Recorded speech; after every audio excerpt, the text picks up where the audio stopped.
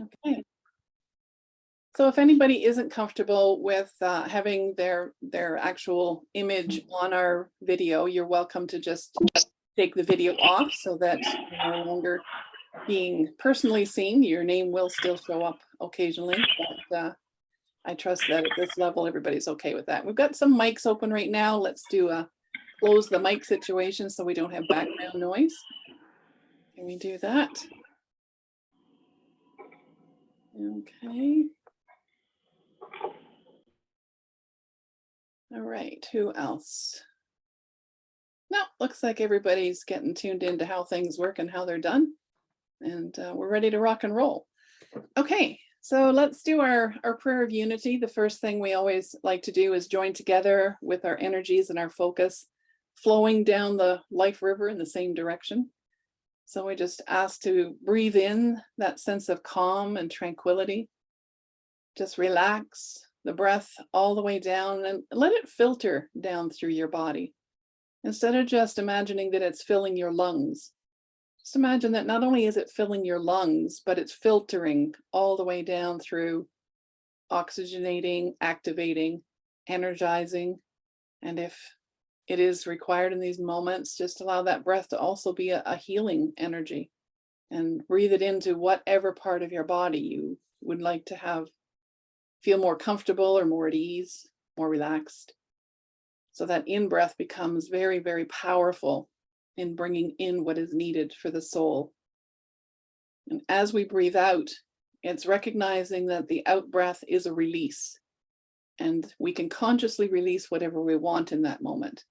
There's no limitations to what can be released when we align ourselves consciously to the breath of release. You can draw up from within anything that isn't sitting well, anything that isn't in balance or harmony, anything that is out of divine design and order. You can use the breath to initiate the movement of it being released from the body. We do have that power and the ability. The breath of life truly is the Alpha and the Omega. It's the first thing that we do when we're born, and it's the last thing we do when we depart. So we truly understand that the energetic cycles of life in every moment and every breath have the ability to transform, uplift, shift, change, alter, manifest. That's part of what the breath is there for. And we kind of take it for granted because, well, as long as we're alive, we're breathing. And we don't always pay attention to it. But your breath will tell you many things about what's going on in your internal world, in the inner energy field. If the breath is difficult to take in, it means that you're resisting what is trying to happen in your life. And there's the flow of allowing the blessings to flow in and through are being met with resistance. And if you have trouble breathing out, it means you're having trouble letting go of something. There's a resistance sitting somewhere within, occupying energy, time, and space. So it really is, again, a willingness to just allow without always having to identify. Our beautiful minds are very keen when it comes to, I want to know, I want to know, I want to know. You know what? When it comes to healing and releasing and relieving pain, you don't need to know. Just let it go. Whatever is still on your soul plate that needs to be resolved or needs to be addressed, trust me, it's still going to be there. You don't need tension to make it happen or to get the process rolling. So the specific design that we are using tonight is working with anger. And for the most part, we all know we have it. We all know what it is. It seems to be a great movement that people nowadays want to eliminate anger so that they're always at peace, they're always in the Zen zone. But unfortunately, that kind of takes away a huge part of your discernment process. Because discernment comes from us having feelings. And for the new ones that are just joining us, feelings are pretty basic when it comes to the human experience. It comes down to being, I call it the 4-cylinder car. You have mad, sad, bad, or glad. And anger is, of course, the mad version of that energy. It is a reactor. And it's very clear that our energy field dramatically changes the moment we recognize that we're in anger. We have reacted to something. And anger is there to tell you to look at certain aspects of your life, any relationships you're having, any connections you're having on the outside are at that moment being reflected on the inside. So if you miss the fact that you're angry, you have been angry, you hold on to anger, don't want anybody to know you're an angry person. I pretty much grew up in a family where anger was not expressed.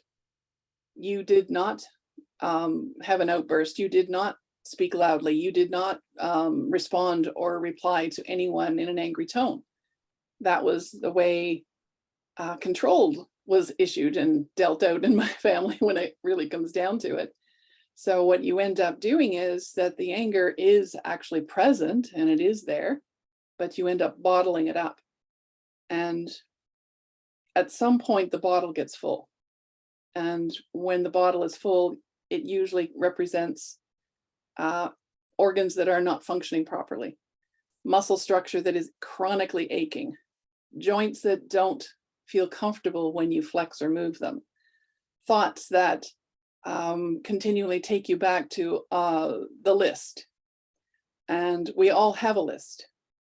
We do silently keep that list, and the list is usually all the things that people have done that we feel is unfair, unkind, or untrue.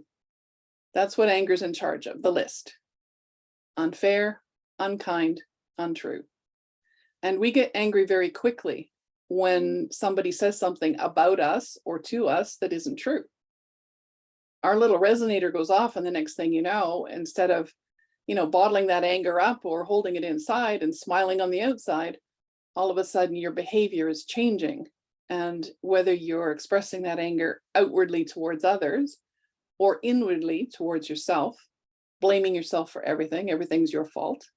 A lot of us were programmed that way. I know daughters typically tend to be programmed that way, that if there's anything going down and there's anything going wrong, we had to have something to do with it because while we were there, that was all that was necessary. If you were present, you had to be somewhat to blame for what was going on. So when I recognized through my own healing journey that anger was significant and it was important to the inner world of empowerment. If you are filled with anger inside on the frequency level, then you're going to be using that anger to express yourself through self-punishment, self-discouragement, self-criticism. That's still a very low vibrational energy that tends to not be noticeable to the world around you, but very devastating to the inner world of self-esteem, self-confidence, self-worth. So let's do a little test. I always enjoy doing this one because you never know what's going to come up. But the test involves, just for a moment, close your eyes, and I want you to open and close both fists. And as you're opening and closing them, I want you to think of it as pumping up the anger. You're pumping up the anger that is yours, that's inside, that you may or may not be aware of. Just pump it up. And when you've done that, 8 or 10 times, just end up with your hands closed. And then you can open your eyes.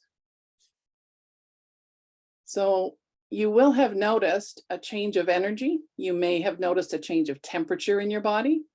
You may have noticed a change of what thoughts you were having coming in and out. But I want you to take a look right now at your hands in the last position that you had them when you closed them. Is the thumb inside or is it outside in the fist position? It should be, the right hand should be on the outside and the left hand should be on the inside. That's balance. The outside is the male and he's ready to fight. And not only is he ready to fight, there's an energy that goes with it. And most of us can identify what that is. And it's called thumbs up. That's the male energy. And when it comes to the female, she keeps everything inside. Everything is hidden. Anything that's going on, she holds on to. And that in itself is a way of saying that she's withdrawing. She is stepping back. She's not willing to be seen or heard. So yeah, it's just a little understanding that when you are in an angry moment, and I'm probably going to give you a little heads up and a warning that now that we've initiated this conversation today, there's probably going to be a few anger moments in the next 3 days. So should this have come with a warning? Maybe. But I trust because your soul showed up, you're ready for whatever is ready to come up in the anger realm. You'll start and see how you process it or don't. And that's what we'll be paying attention to. It's how people have learned to process the anger and recognize that it's there, and the ones who have learned to hide it and withhold it. Neither one is healthy. It's like if you are someone who is easily triggered, you're going to find that what is inside of you is like a nuclear reactor. It's going to go off and you can't control it. And those moments are really uncomfortable for us as human beings, because immediately we think someone is going to see it, somebody is going to judge us for it, somebody is going to feel uncomfortable.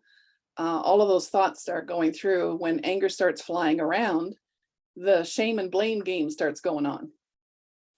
Whereas as mature souls, we need to understand that anger is there to help us redirect our energy.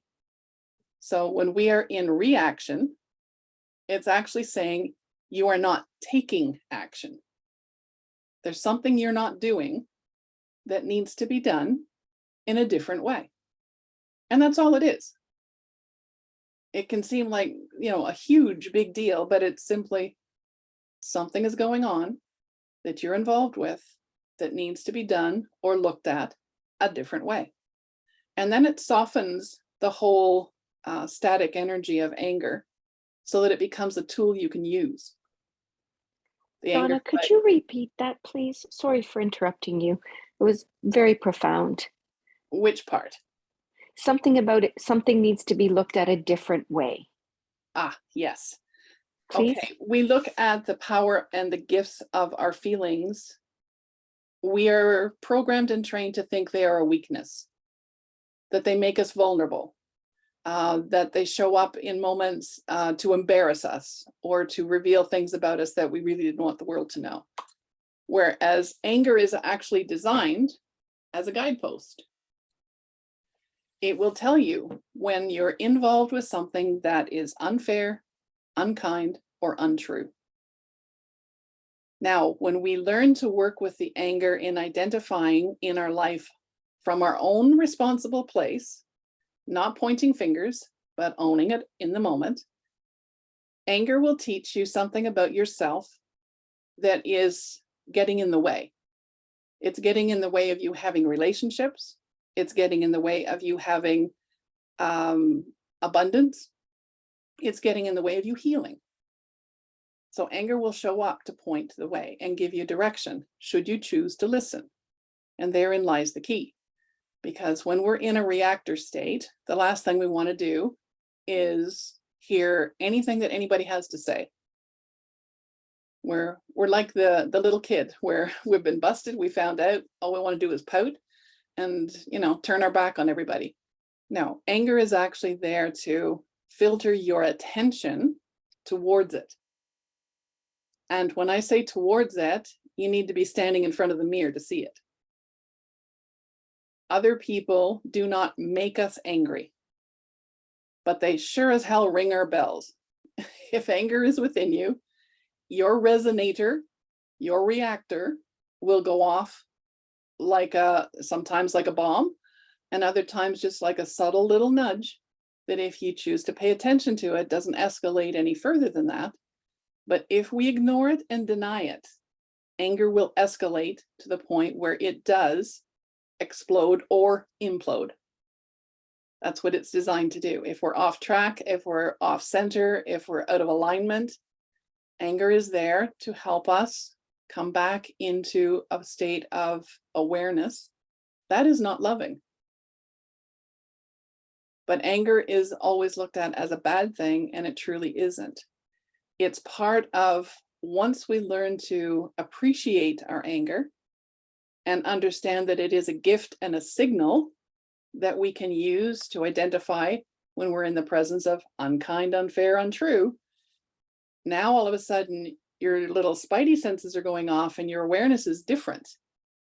You're starting to recognize, oh, when I'm around this particular kind of person, my reactor goes off and I get angry. But what it's actually telling me is that the resonance between myself and that person isn't healthy, or it isn't in alignment, or it isn't comfortable.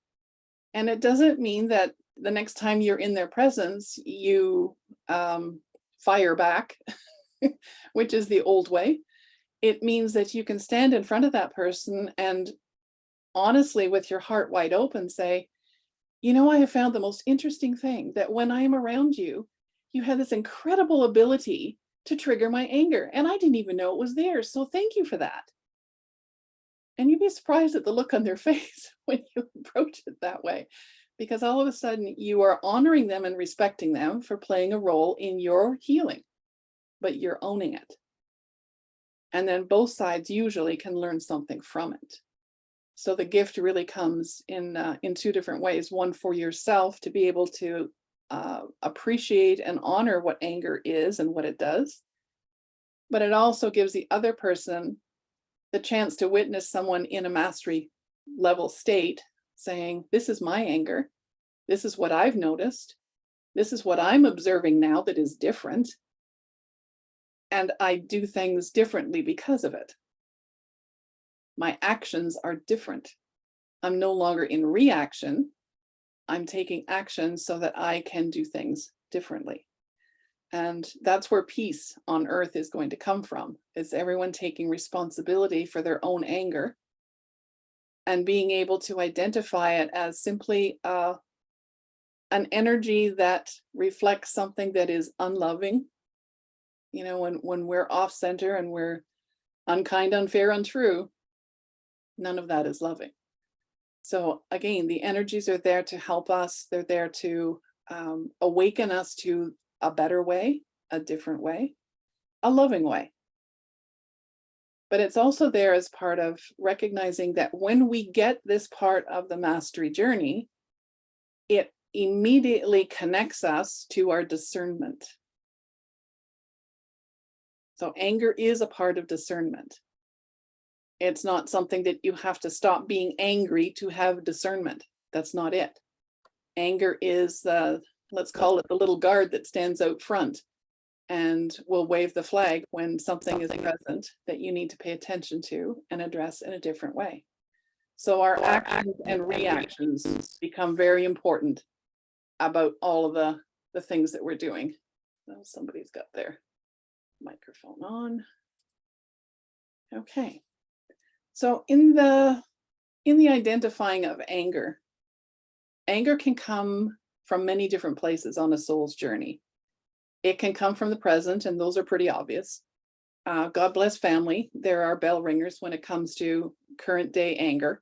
They know all the buttons, they know how to push them, and usually, especially if it's brother and sister situation, take quite delight in ringing your bells. But at the same time, they're there as a gift to challenge you to grow. And instead of looking at it as an uncomfortable situation, you can look at it as a necessary situation. Okay, so anger can come from the past. And by that, I mean in this lifetime. It can come from childhood, where we've witnessed people and the way anger is expressed or not expressed. Believe it or not, both are violence.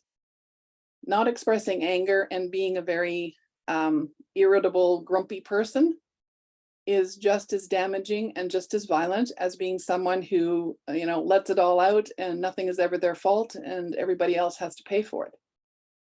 Finding the balance is the challenge that we have in this time. That's what our souls are here to bring, an element of peace on earth. And that first must begin with peace within. When you look at the wars that are on the planet, believe it or not, that is an energy expression of the collective. We are all contributing to those wars. We may not be standing on the front line with a gun in our hands, but our energy as a collective human race, we're all in the war zone most of the time. And it's our responsibility right now to take that and shift it and change it so that we can use it to help ourselves instead of hurt each other. And when we start helping each other instead of hurting, you'll find that the frequency of hate that is so prevalent and so destructive, the energy and the frequency of that will soften, and people will start to turn towards each other instead of away from each other. They'll start to accept each other instead of judging each other. That's the ultimate goal. So anger plays a significant role in that. Anger has, as all the feelings do, has a full spectrum. Anger can go from, I'm a little irritated right now, all the way to full rage. And there's a lot of different steps in between. And the idea is to spend some time and identify, what are your signals for anger? Do you hold tension in your neck and shoulders? Do you have discomfort in hips and joints? Those are also signals. Do you have system irritation in your body where organs are having a hard time functioning? They tend to be predominantly irritable. If it isn't one organ, it's another. It's just like, that anger gets passed around internally and irritates the organs. So it's identifying, how do you know that you're getting angry? How do you know that you are angry? And allow yourself to actually feel the irritation.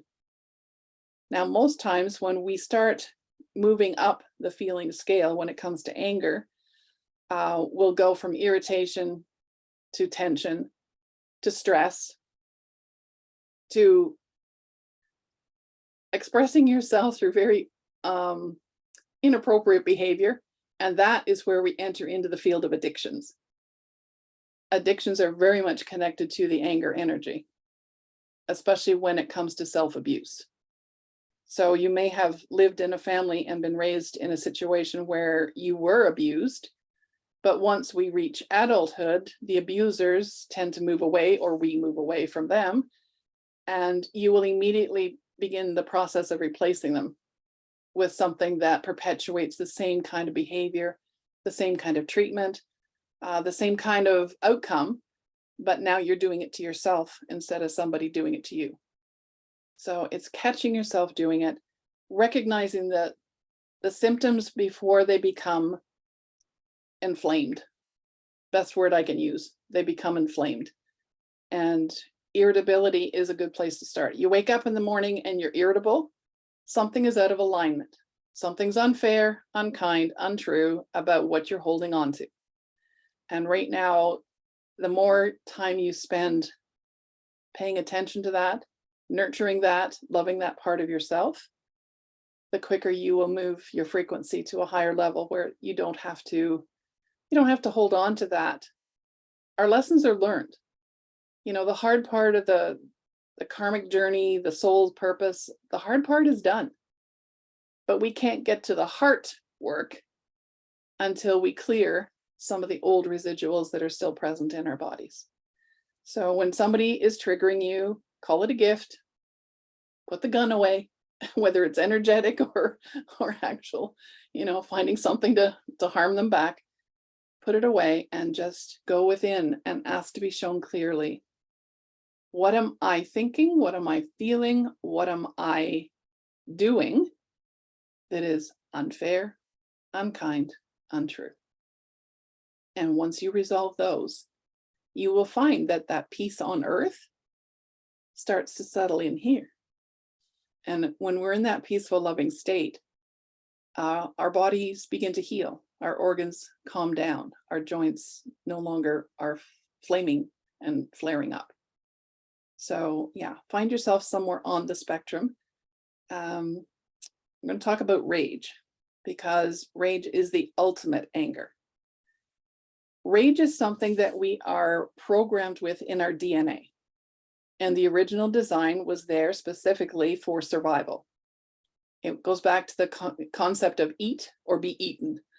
So we needed to have that ability to fire ourselves up quickly, to have the adrenaline hit our bloodstream instantly, and to be able to stand and fight or get your feet going really fast, because at the end of the experience, one of you is not going to be there anymore.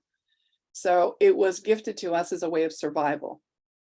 However, in this day and age, when we are more passively coexisting together, and I'm saying that very gently right now because the planet is not necessarily reflecting that, but we do know that more and more people are no longer interested in confrontational living.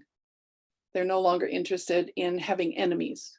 So we are passively, and the illusion is peacefully, standing down rather than standing up. Now, what that does, it takes the anger goes within and starts doing a war dance inside. So the illusion is that, you're a peaceful person and you're creating this wonderful world around you that's all calm and gentle, but the war is still going on inside. And that's because the rage energy is an incredibly powerful energy, and it has to go somewhere. So a lot of times you'll see people will use it. They may be an athlete and they will use that energy to become a super athlete. Other people will use it in the world of dance or in movement, some form of expression of the physical body, using the energy and burning it off. But again, we're more and more sedentary people where we tend to sit around more than we used to. So the rage is building inside, and it shows up as heart issues, certainly liver issues. Liver is predominantly the organ that will take on anger. The other one is our kidneys. And we all know what it is to be pissed off. we know what that feels like. And we know that that's our body in its stressed out point, telling us that we're in an energetic state of overload. So rage is something that at some point, each of you as a soul will be inspired or guided to release from your DNA and your blueprint. And that can be a very uncomfortable time if you struggle with it. So I'm going to suggest that when you ask your soul self to release rage, that you set yourself up to succeed. And by that, I mean, put yourself in a circumstance where you're in a safe place, whether that be curled up on your couch or out in nature, letting nature nurture you through the process. When you declare and you claim you are ready to release the rage cork, and that's what it is, it's a cork, because it has kept us bottled up now for generations. And if you do give yourself permission to release the rage cork, it is a process, and you will feel it. It will start sort of in the base of your pelvic area.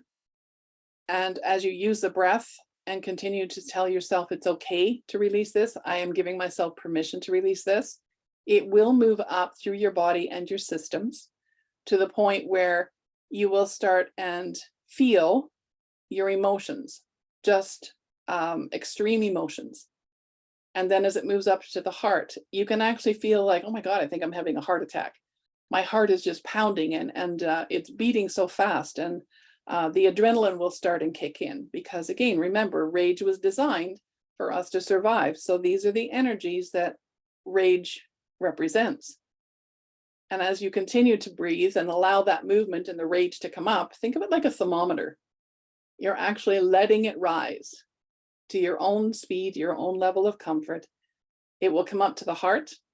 You will feel it there. And as you continue to breathe, it will come up into the throat. When it hits the throat, there's a lot of action and activity that happens at that point because we are used to, in, we'll call it the wild state of human nature, screaming, yelling, just allowing sound and noise to come out that releases the pressure. And your body is going to want to release that pressure at that point. So what I encourage people to do is to take the energy of, you can use an instrument like a drum. You can use an instrument. Well, one of the greatest instruments is to have go to Goodwill and get yourself a stack of plates. That's a great instrument. Find a brick wall somewhere and just one at a time, start flinging those plates at the brick wall. But with that, use a sound. It's like all the things that are bottled up inside. I hate you. I'm so disappointed in you. I don't like you. All of the things that we have said to ourselves at some point because our soul has not been in a perfected state. Rage is going to bring it up and bring it out, and it's going to get loud and it's going to get messy. But let me tell you, when it's over, there is absolutely no greater feeling that you are going to be able to experience than what happens when that is fully released.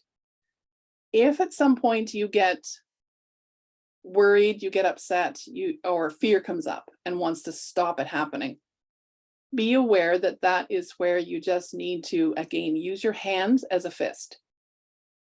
Open and closing the hands, using the breath. I'm not stopping here. I'm letting it go. I don't care if I'm afraid. I'm going to do it even though I'm afraid. I'm going to do it even though somebody may be somewhere on the planet listening. I don't care. I want this rage up and out of me, because when we look at the frequency of love, certainly in the 5D reality, there is no rage.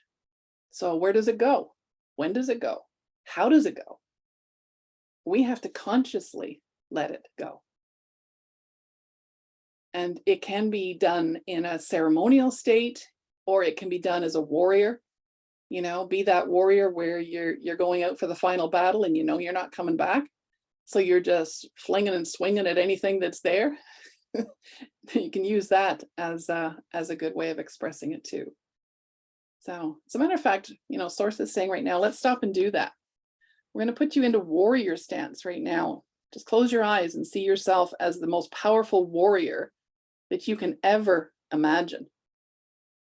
And just allow that warrior to come forward and present himself to you, or herself, it doesn't matter. Both can be equally as destructive and powerful. Notice what they're wearing. Notice how they're standing. Notice how their eyes look. Notice the tension in every muscle. Notice how the angle of the chin is. Now notice what weapon they're holding. And what we're going to do right now is we're going to give that warrior permission to fight the last fight of rage, using everything they've learned, everything they've remembered, everything they've been through in the experience of lifetime after lifetime. Give that warrior permission to go all out and fight until he drops. I'm going to give you a few moments for that because it's incredibly powerful.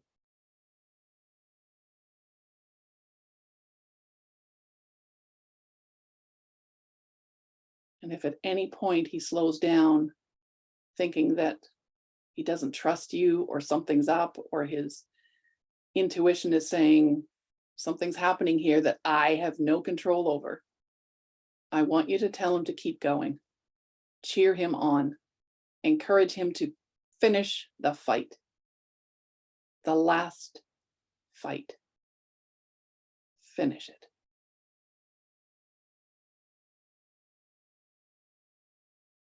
And one by one, I just see you all finishing the fight and either dropping to one knee, bowing the head, laying on the ground,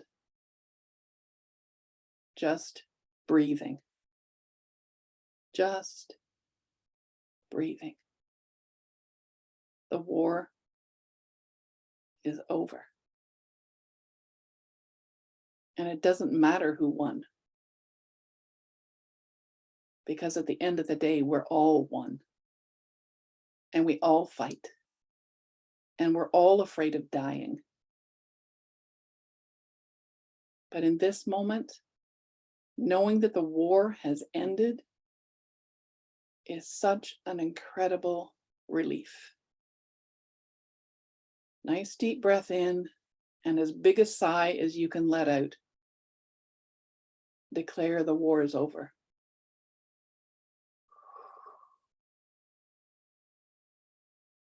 Peace within. The greatest battle ever fought is the one we have inside. And here you are, seeing the final battle. Now, it doesn't mean the final spiritual battle. And as your warrior is rising up, as you just touch his hand, help him rise. And take that weapon and just release it and watch it dissolve. And take the armor and release it and watch it dissolve. Feel the muscles and how relaxed they are.